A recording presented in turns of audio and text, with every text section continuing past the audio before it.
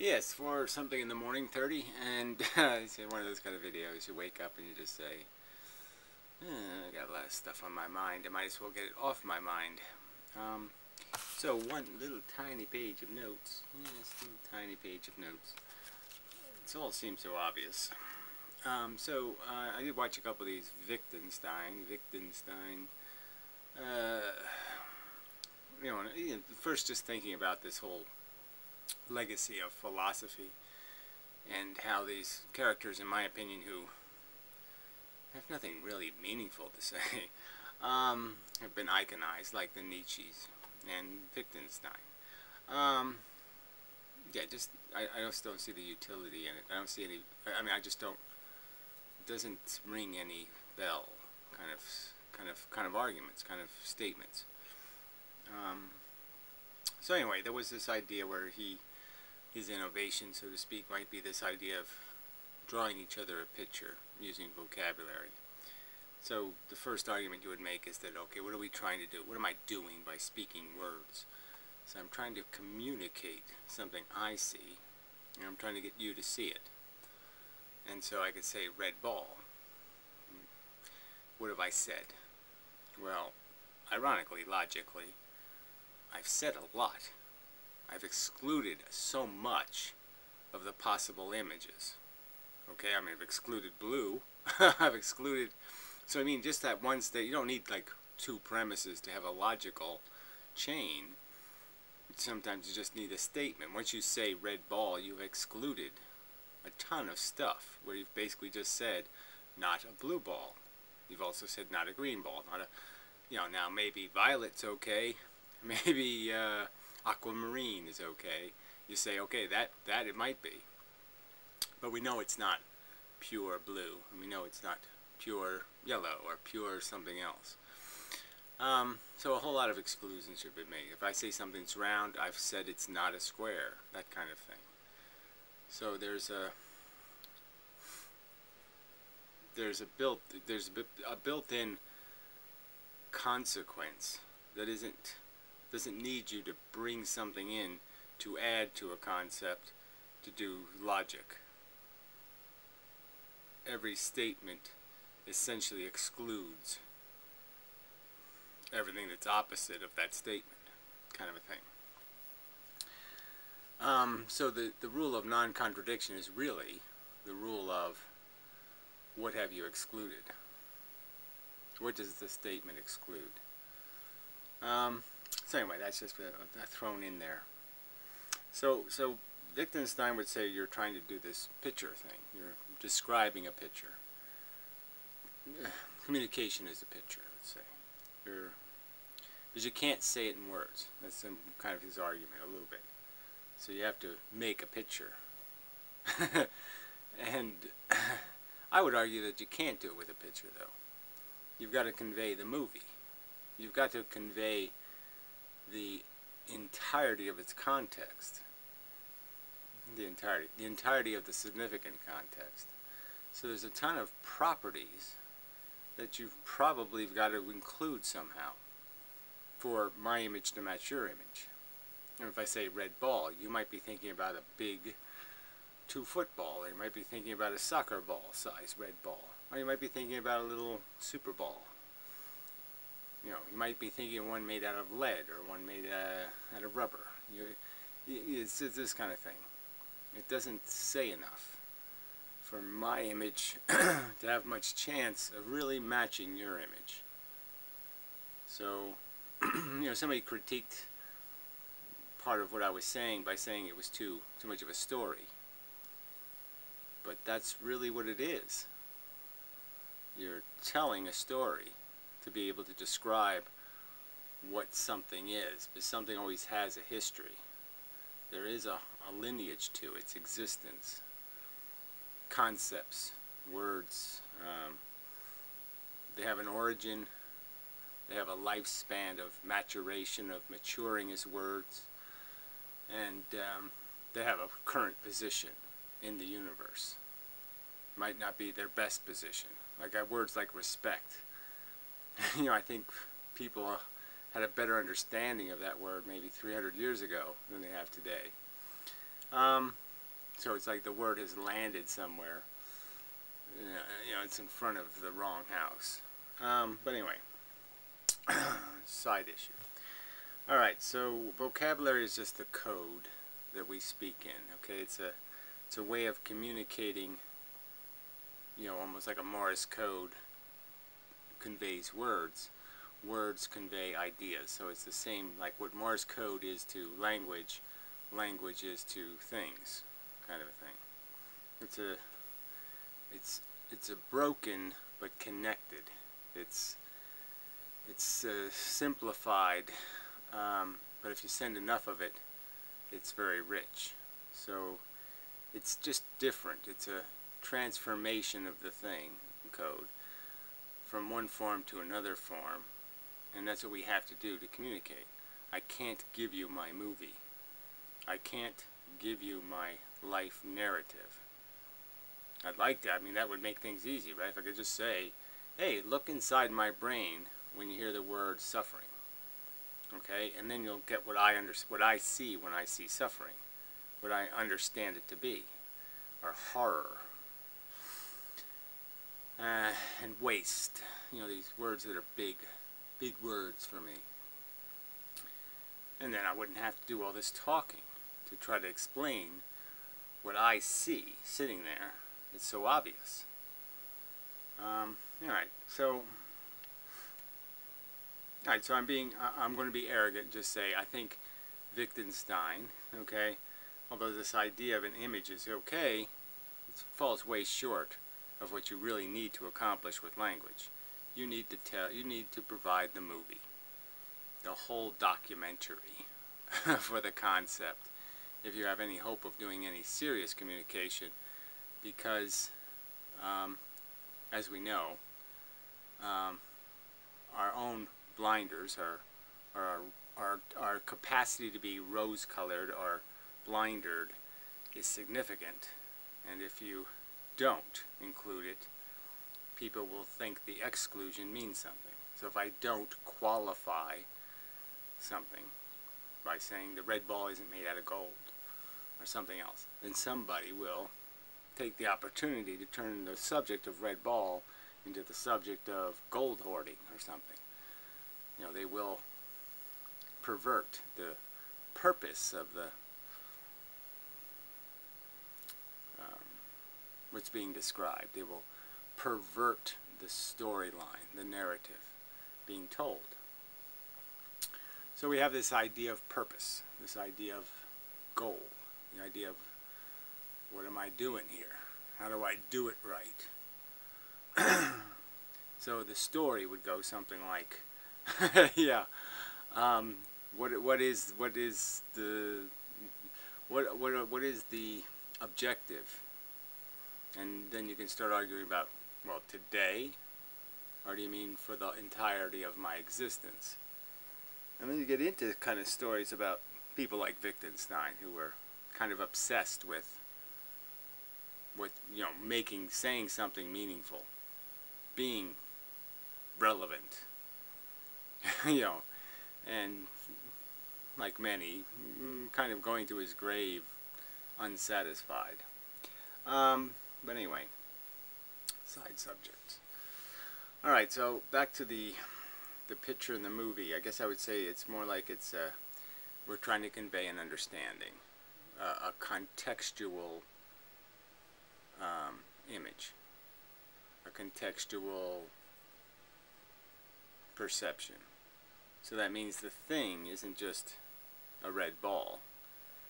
There's the grass that it's sitting on. There's the sky. You have to build the entire structure of what the ball exists in. You have to add all this extra. So conveying understanding is a lot different than just conveying an image. It's conveying, like I said before, history, and then the context of narratives. Not a strong word to use. The context of rules established, like gravity. I would argue that in some sense, our understanding of value or importance or meaning, these are things added to the image, and they're added through structures that exist through most of the context often of our whole lives. These are things like gravity that everything always exists in. So I could argue that for me personally, I've always existed in a world that did have value in it. Incredible value. It was, I never perceived something without some worry or concern whether this circumstance was good. To almost argue, I can't say I innately knew that it was a bad thing when there was a mammal being tortured by somebody, tormented.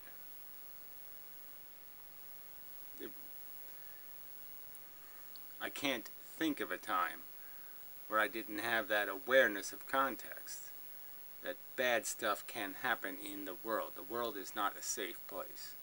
The world is not my oyster, so to speak. I don't just naturally fly through it comfortably like nothing is, like it's mine to control, like this is my game I'm playing. So that's a context in which I have to see everything is in this, that's the game rule of perceiving red ball, or anything else. Part of the game rule is I have this understanding. Now, what we're finding, what's happening in these conversations is there's somebody's telling me gravity isn't real. So all of these movies, all of these contexts of perception, understanding that you have, that have gravity involved, the ball sits on the grass, it isn't real. Those are wrong perceptions, because there is no gravity. So that, I'm just using it as a metaphor, but that's a substantially what they're saying to me. Something as I see as something as intrinsic, as is fundamental to reality, as gravity, value. They're saying this doesn't exist. And it's impossible for me to reorder my understanding, perception, context, understanding of almost anything removed from that reality. Just as it would be very hard for you to construct even an image of a car or anything and have gravity pulled out of it. It doesn't make any sense, because cars can't move now. Without gravity forcing the friction on the road, cars don't work. Everything breaks. And yeah, so I can't perceive your world. That's what I'm saying. I can't conceptualize it, because none of the things I see as working could possibly work in your valueless world. It can't make sense in my brain to say suffering doesn't matter, because I've experienced it. Suffering isn't bad. I've experienced it. I can't possibly say it doesn't exist, just as I've experienced gravity. And so if you have a theory that some things aren't affected by gravity, we'll go ahead and theorize, and maybe that's possible. But as far as I know, everything is in some way or another, and everything that we call an is, an it. So what is this? I can't, so that's a real block in this conversation. All right. I wrote this with the intent of just getting to the idea of some simple proposition that's both blunt and bold. You should not have children. Perpetuating life is not intelligent.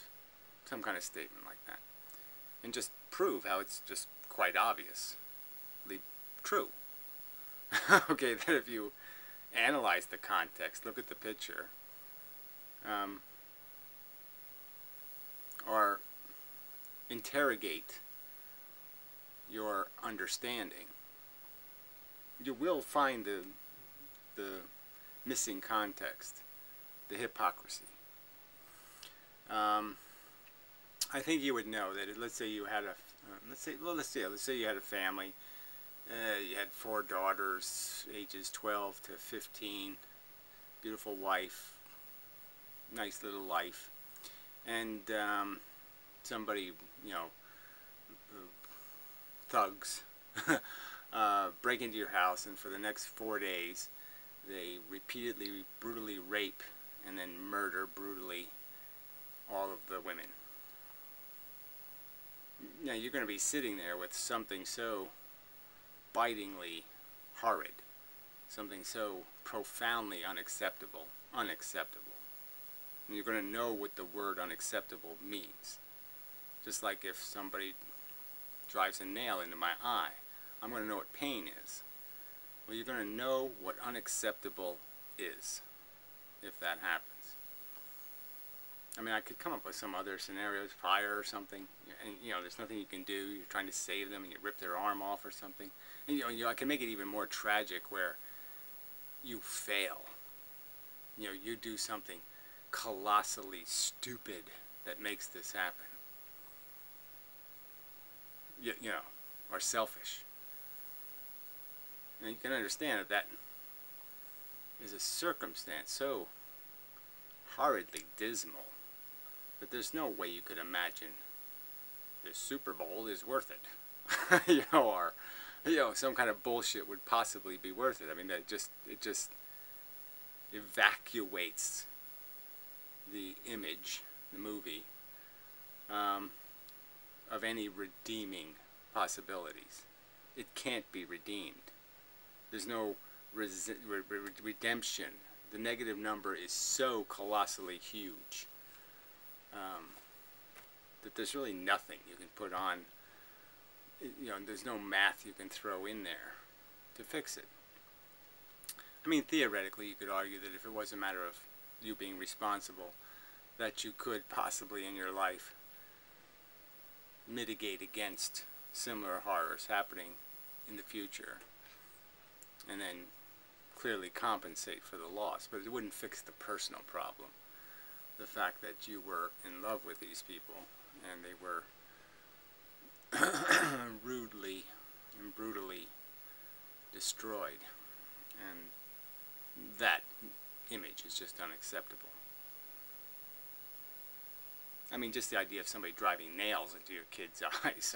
You know, you can go through all kinds of. I mean, people watch all these horror films and all this crap, and I don't know whether they get insensitive to it or what happens. I mean, you would think it would give them some context and some appreciation for that life does do this. It creates these just totally unacceptable experiences, and they happen in the real world, even though these films are fantasy and made up shit. The fears they exploit are genuine and real. Alright, so where am I going with this? Okay, so context is a big word. So these are big words, right? Understanding. We could just replace understanding with context. You know, understanding is this movie part. That's adding all of these properties. So everything has properties.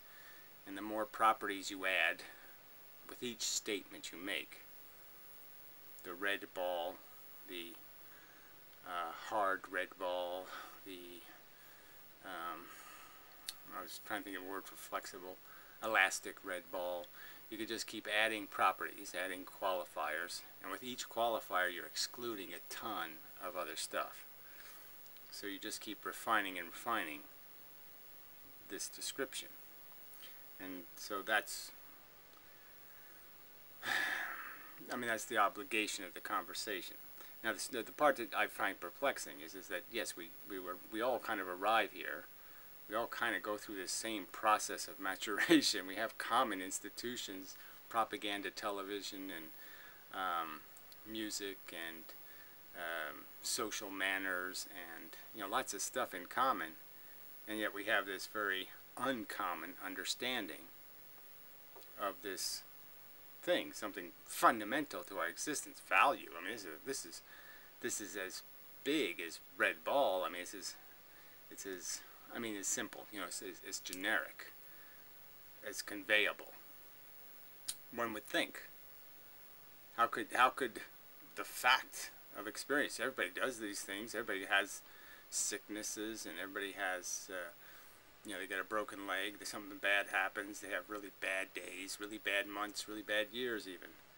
These are common experiences. You know, why isn't our image, why isn't our red ball movie, value movie, why are our movies so different? And yeah, it's perplexing. The explanation probably just is in the fact that there's too many properties, there's too much detail. The movie has too many moving parts, and our brain can't hold all the parts. So for each one of us, you know, unless you're really careful to prioritize your understanding, to get certain principles and get them very close to the item, pieces fly off. And so people never see certain principles because they just fly in and they fly right the hell out. And so they don't get the idea of value weighting and minimizing losses, ideas of trivial condition psychology. I mean, most people aren't walking the earth with the knowledge that they're a circumstantially, erroneously almost, conditioned psychology. You know, that they're just a byproduct of a circumstantial birth in a certain place and time in the history and maturation of the human race. And that their psychology is just a manifestation of that bullshit. They have this idea that my subjective taste means something, or they have some kind of integrity. They don't. That their mannerisms are the cool mannerisms, you know, and other people's mannerisms are, what an asshole, you know.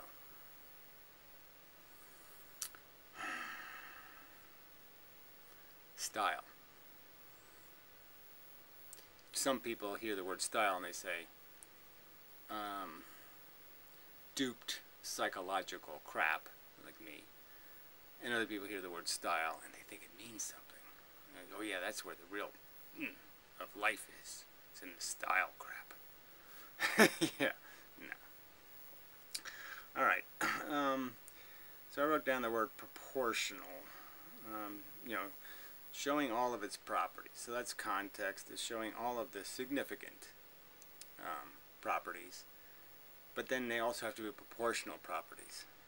So again, it's that understanding that, well, I wrote this down. I would not call it good or worth it if the worst happened to me. So I'm just making a concession to reality, that no matter how good I think the game is, if the worst happened to me, I would know this isn't worth it. I would certainly know all these people's trivial bullshit, all this crap that's making people run, you know, and eat and do all this shit isn't worth it. I have knowledge of that if the worst happened, I wouldn't play the game. If I drew the small straw, I would say, fuck this, I'm going home. I'm not doing this short straw shit. Fuck you. I'm not going to play the game as the short straw drawer.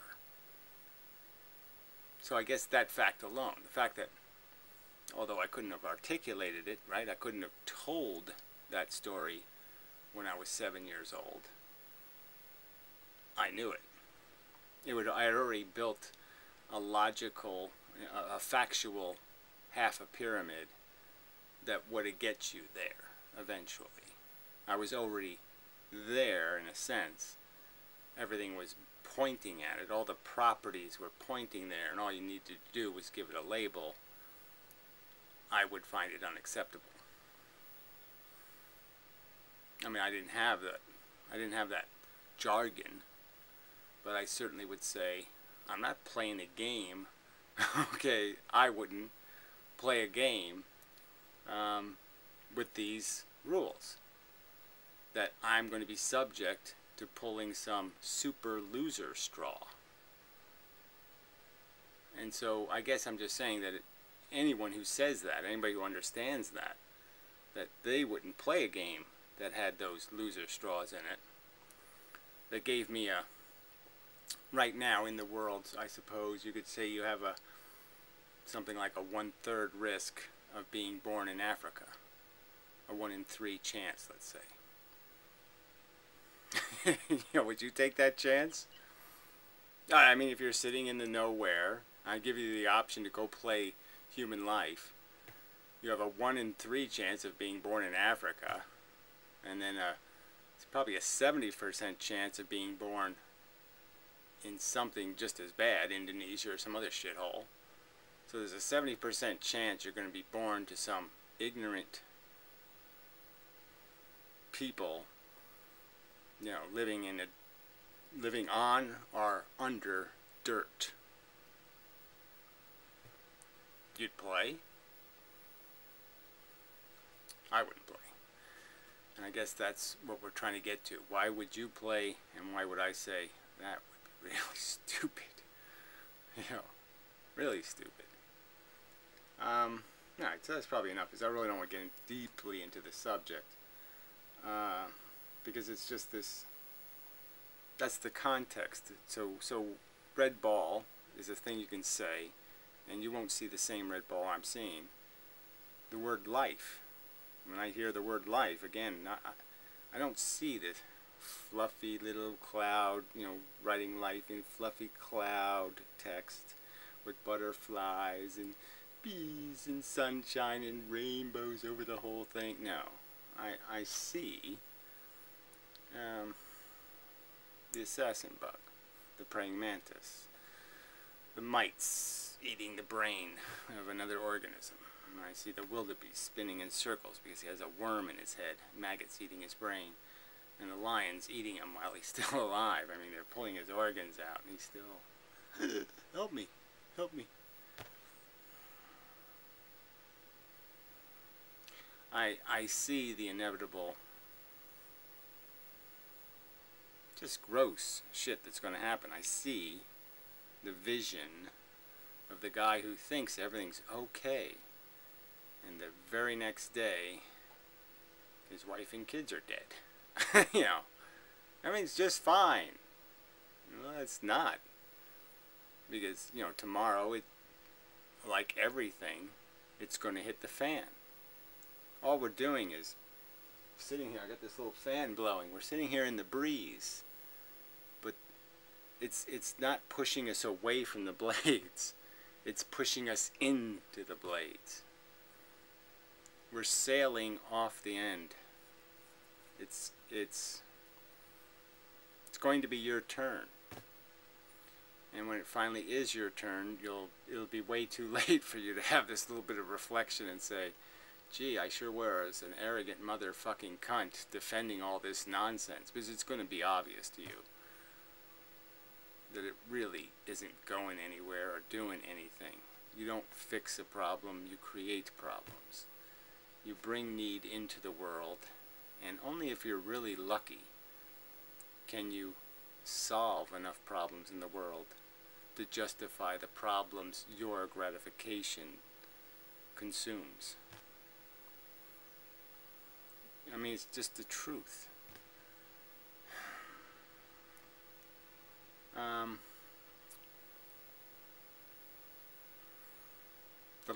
There's a liability consumption to being alive, and that liability is really expensive. And again, you're going to have to be really productive to be worth it. And you only can be worth it if the world is so broken, so full of disasters waiting to happen that you might be able to prevent. And that's the only way you can gain value. You can only be Superman if there's some stupid earthlings in trouble. You know, Superman doesn't have any use if trains don't fall off tracks and all that crap doesn't happen. And it's the truth of our existence.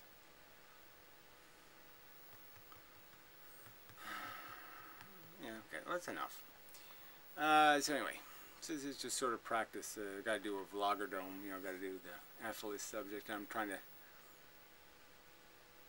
think of the best way to get to it.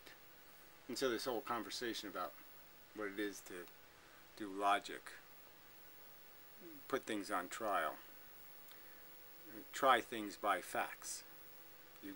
That's what a trial is. You present a whole bunch of facts and you say, well, where do they point? So, speaking of which, yeah, half a day, legal arguments for bad. I don't know what that's going to be. It's probably just going to break my little heart. It'll be so stupid. But, yeah, that's all you're doing. That's all this is. That's all logic is. It's all facts. That's what builds perception. Reality is made of them. You try to acquire the significant component of them. Find the ones that matter. I mean, you could detail every pixel on the, you know, every square micrometer of surface on the red ball, but obviously that would be superfluous and you'd use up all your neurons and you wouldn't know anything. So you can't do that. You have to be selective. What are the important facts? And you have to convey those, and you have to experience those. To be obsessed with every square pixel on the red ball, somebody would just declare you insane. You know, because it's just it's so cold. It's just such a waste of the resource. And clearly, I think anybody listening to this video is motivated to gain rich understanding. Even if they hate my guts, they're seeking understanding. They're not seeking just to waste time. They're seeking knowledge, perspective, amuse even, a bit of inspiration. But they're seeking something more meaningful than, give me some way to just waste my time. Give me a chew toy. I mean, I suppose there are some people here just looking for some train wreck to watch, but, yeah. I don't think there's too many of those. So anyway, you know, obviously this video has none of the characteristics of a train wreck. I mean train wreck in terms of the video that is more dramatic, and there's costumes, you know, and swordplay and whatnot. Yeah, it's not one of those videos. Anyway, this is enough of a video. So till the next time and such.